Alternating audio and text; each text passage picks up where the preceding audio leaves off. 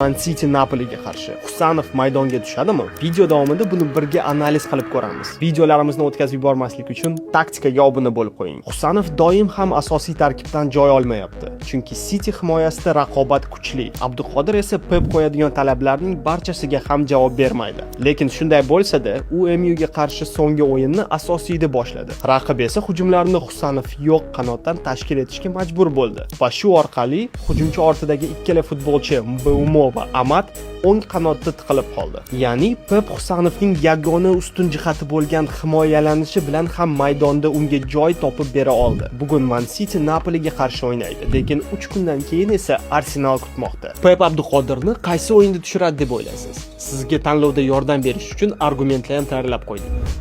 Napoliga qarshi italiyaliklar o'ng qanotdan Politano Di Lorenzo tandemi orqali ko'p hujum qiladi. Shuning uchun Pep Gvardiola yoniga markazda Husanovni qo'yib, xavfli diagonal uzatmalarni va havodagi duelni yopishga harakat qiladi. Bugun kechasi Napoliga qarshi o'yinni Kinopoisning sport bo'limida tomosha qilamiz. Siz ham uni Yandex Plus obunasi bilan ko'rsangiz bo'ladi.